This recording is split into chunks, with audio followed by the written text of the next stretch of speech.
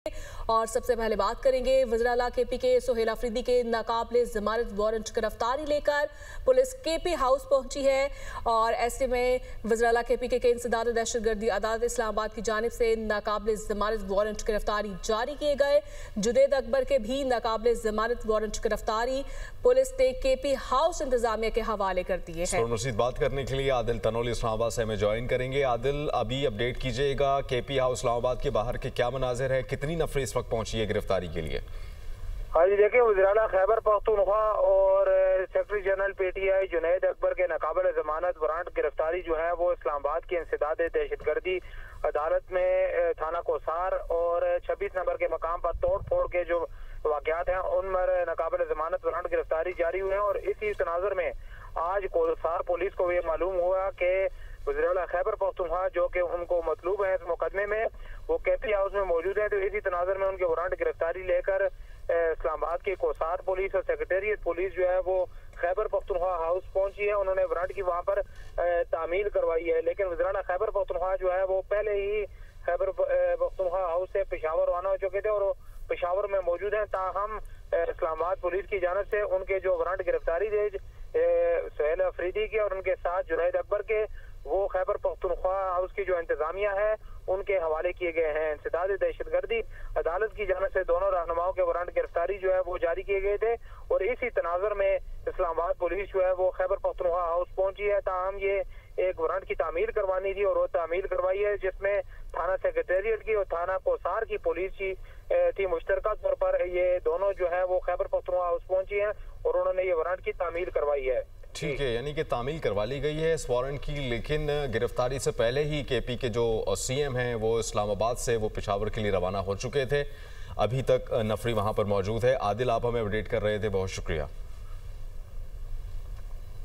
इस मुतालिक आपको अपडेटेड रखेंगे, आगे बढ़ेंगे। वज़ीर-ए-आला पंजाब मरियम नवाज कहती हैं कि पंजाब को चलाना आसान काम नहीं था। पंजाब में CCD के बायस लोगों की जिंदगियां महफूज हैं।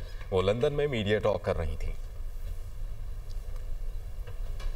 खातून पहली वजीर आला आपके सामने खड़ी है। अल्हम्दुलिल्लाह, पंजाब को चलाना कोई आसान काम नहीं था। पंजाब में पिछले 1.5 साल में वो काम हुए हैं कि अब हम उसको ग्लोबल स्टेज पे लेके जा रहे हैं। पंजाब में ये पहली दफा हुआ है कि पंजाब कॉप में एज अ डेलीगेट शिरकत नहीं कर रहा, बल्कि पार्टिसिपेंट है और अपना जो सुथरा पंजाब का जो दुनिया का सबसे बड़ा वेस्ट मैनेजमेंट प्रोग्राम है अंडर वन गवर्नमेंट, और उसके साथ जो हमने अपना मोबिलिटी शुरू किया है, इलेक्ट्रिक बसेस हम लेकर आए हैं, इलेक्ट्रिक बाइक्स हम लेके आ रहे हैं, अपनी जो है उसको हम ट्रांसपोर्ट को शिफ्ट कर रहे हैं।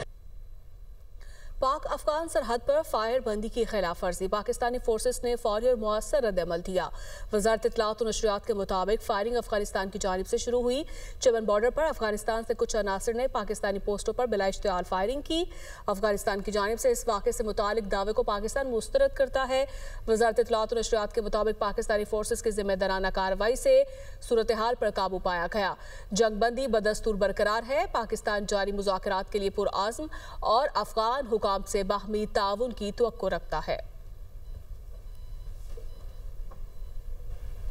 बन्नू कैंट से खबर आई है, पुलिस का दहशतगर्दों के खिलाफ ऑपरेशन। फायरिंग के तबादले में 7 दहशतगर्द हलाक हो गए। दहशतगर्दों की फायरिंग से 1 पुलिस एहलकार शहीद हुआ, 7 पुलिस एहलकार और 4 शहरी जख्मी हुए। शहीद पुलिस एहलकार आबिद खान की नमाज जनाजा पुलिस लाइन्स बन्नू में अदा कर दी गई। नमाज जनाजा में पुलिस, पाक आर्मी के अफसरान, शहीद के वर्सा और पुलिस एहलकारों ने शिरकत की। बन्नू कैंट से खबर, जहाँ पर पुलिस का दहशतगर्दों के खिलाफ ऑपरेशन हुआ। फायरिंग के तबादले में 7 दहशतगर्द हलाक हो चुके हैं। अभी आपको बराह रास्त लिए चलेंगे, बिलावल भुट्टो इस वक्त तकरीब से खिताब कर रहे हैं। आईनी अदालत, NFC, education, population planning, executive majesty, जजेस ट्रांसफर, रह गया मुझसे एजुकेशन, इलेक्शन कमीशन में डेडलॉक के तो और आज पाकिस्तान पीपल्स पार्टी ने अपने सेंट्रल एग्जीक्यूटिव कमेटी का इजलास बुलाया और जहां तक कॉन्स्टिट्यूशनल प्रोटेक्शन है, सूबाई शेयर का आइन में वो proposal Pakistan peoples Party reject करती है और किसी भी सूरत में इस प्रपोजल को इस सूरत में हम इसका हमायत करने के लिए तैयार नहीं हैं। वैसे जो प्रपोजल्स आए हैं डेवोल्यूशन का, रिवर्सल का, उस पे भी पाकिस्तान पीपल्स पार्टी के आज सेंट्रल कमेटी का जो इजलास चला है वो उसका हमायत भी, उस प्रपोजल का हमायत पाकिस्तान पीपल्स पार्टी करने के लिए तैयार नहीं है। मेरे ख्याल में एक्चुअली आसान होगा कि मैं बताऊं आपको कि कौन सा प्रपोजल पे हम तैयार हैं, और वो सिर्फ एक है इस वक्त। जो आर्टिकल 243 में हुकूमत ने तब्दीलियां लाने का सोचा है कि वो जॉइंट चीफ्स ऑफ स्टाफ का जो ओहदा है उसका कोई नया लक़ब देना है। फिर उन्होंने एक नया जो आपका नेशनल स्ट्रेटेजिक कमांड का है उसका एक नया ओहदा देना है।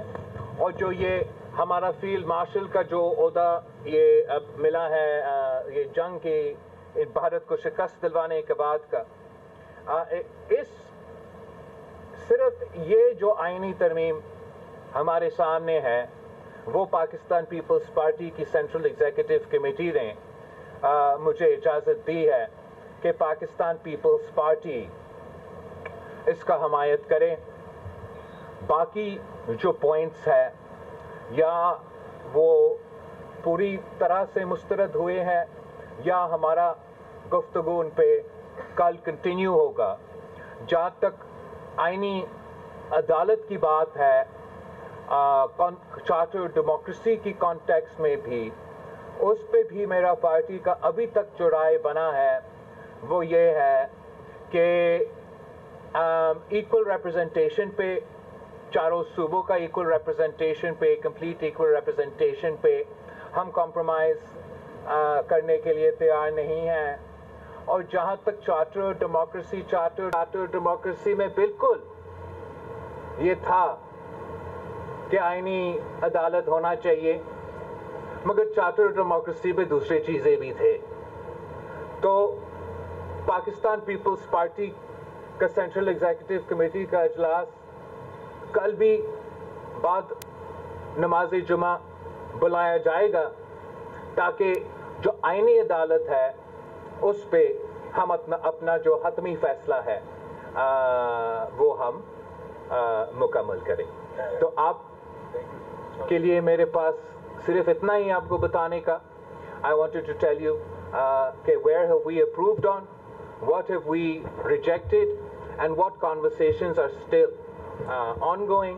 और इंशाल्लाह ताला हम अपना जो CC है वो कल कंटिन्यू करेंगे। आप सबका बहुत बहुत शुक्रिया। Good night.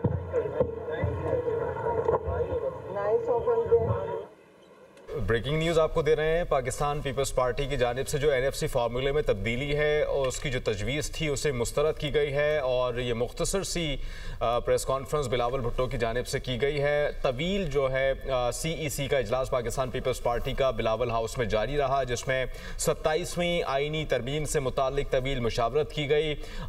सदर आसिफ अली जरदारी भी इस इजलास में मौजूद थे और 27वीं आईनी तरमीम जो कि मुसव्विदा हुकूमत की जानिब से पेश किया गया था पीपल्स पार्टी को, उस मुसव्विदे को पढ़ने के बाद पाकिस्तान पीपल्स पार्टी ने यह फैसला किया था कि CEC जो कि आज मुनक्किद की जानी थी, गुज़श्ता रोज़ मुनक्किद की जानी थी, उससे मुतालिक ये बताया गया है कि NFC में जो फार्मूला की जो तब्दीली है उसकी जो तजवीज़ है वो पाकिस्तान पीपल्स पार्टी मुस्तरद करती है। इसके अलावा उन्होंने दीगर जो पॉइंट्स थे उस पर क्या बात हुई, किस तरह की ब्रीफिंग दी गई सदर जरदारी को और बिलावल भुट्टो जरदारी की जानिब से, इस मुतालिक उन्होंने फ़िलहाल बात नहीं की।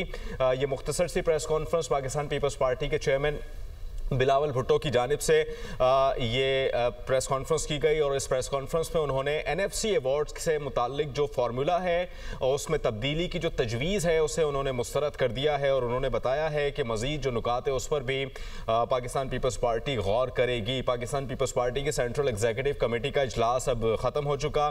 Chairman peoples party Bilawal Bhutto Zardari ने CEC को तमाम मामला से तफसीली तौर पर आगाह किया, ख़ास करके जो NFC अवार्ड जो कि 18वीं तरमीम के बाद से जो है मामला जो है बहुत से मामला जो है वो सूबों के पास आ गए थे और इस 27वें आईनी तरमीम में तालीम, आबादी और इससे मुताल्लिक जो मनसूबा बंदी है उसके जो इख्तियारात सूबों के पास हैं वो भी बताया गया है कि इस मुसव्विदे का हिस्सा है और जो तमाम तर इख्तियारात हैं सूबों के पास वो विफाक को वापस देने की तजवीज़ भी इस मुसव्विदे का हिस्सा थी। उस पर भी बिलावल भुट्टो और दीगर जो CEC इजलास में मौजूद थे उन्होंने इन तमाम तर तजावीज़ पर गौर किया और अभी की जो पीपल्स पार्टी की जानिब से और सेंट्रल एग्जीक्यूटिव कमेटी की जानिब से जो इजलास मौखर होने के बाद ये प्रेस कॉन्फ्रेंस की गई है उसमें वाज़ेह तौर पर ये कहा गया है कि सूबों का जो शेयर है NFC अवार्ड के फार्मूला है उसमें जो तब्दीलियाँ की गई हैं उसकी जो तजवीज़ दी गई है उसको हम मुस्तरद करते हैं। कराची से हमें ज्वाइन करेंगे मोहम्मद अशद, उनसे तफसील जान लेते हैं। अशद बताइएगा, ये तो मुख्तसर सी प्रेस कॉन्फ्रेंस थी बिलावल भुट्टो की जानिब से, असल बात क्या है, क्या बात की गई है इस इजलास में CEC के? जी बिल्कुल, देखें तकरीबन 4.5 घंटे से जायद पाकिस्तान पीपल्स पार्टी की सेंट्रल एग्जीक्यूटिव कमेटी का इजलास जो है वो जारी रहा है और अब से कुछ देर पहले ही chairman peoples party Bilawal Bhutto जो थे वो उन्होंने प्रेस कॉन्फ्रेंस की, मुख्तसर प्रेस कॉन्फ्रेंस की और उनका कहना था कि पीपल्स पार्टी की जो सेंट्रल एग्जीक्यूटिव कमेटी का इजलास है कल भी ये जारी रहेगा और ये इजलास आज जो है इसमें कुछ फैसले लिए गए और कुछ नुकात के ऊपर जो कि वफाक की जानिब से जो 27वीं आईन तरमीम के हवाले से को पेश किए गए थे उसके ऊपर अभी भी बहस सेंट्रल एग्जीक्यूटिव कमेटी में जारी है।